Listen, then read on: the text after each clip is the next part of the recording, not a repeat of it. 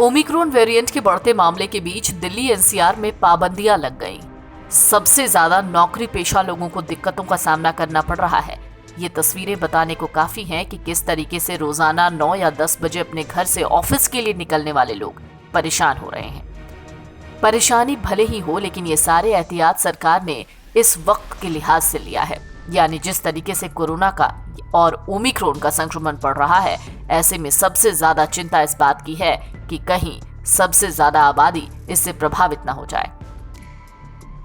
रोज metro और बसों से ऑफिस आने जाने वाले लोग खासे परेशान हैं। ग्रैब के येलो अलर्ट के तहत मेट्रो और बसों में खड़े होकर यात्रा करने पर पाबंदी लगाई गई है। सीटें भी अब आधी खाली दिख रही हैं। लंबी लंबी कतारों में खड़े लोग सोशल डिस्टेंसिंग का पालन करते दिख रहे हैं। नई गाइडलाइन के मुताबिक मेट्रो में खड़े होकर यात्रा करने पर पाबंदी है। ट्रेन में आधी सीटों पर ही बैठकर लोग यात्रा कर सकेंगे। नियमों के पालन को सुनिश्चित करने के लिए मेट्रो में यात्रियों की एंट्री को रेगुलेट किया गया है। बसों में भी सिर्फ 50% मुसाफिर सफर कर रहे हैं।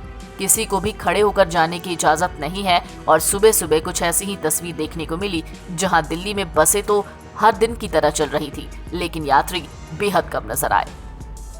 ऑटो ई रिक्शा में 2 सवारी, टैक्सी, कैब, ग्रामीण सेवा, फटफट सेवा में 2 सवारी, मैक्सी कैब में 5 लोगों के बैठने की इजाजत है।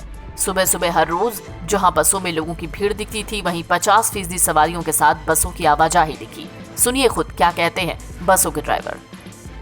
2 गज जरूरी, मास्क है जरूरी।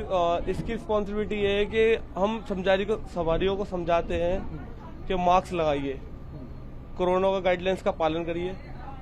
जो सरकार गाइडलाइंस देती है उसका हम पालन करते हैं।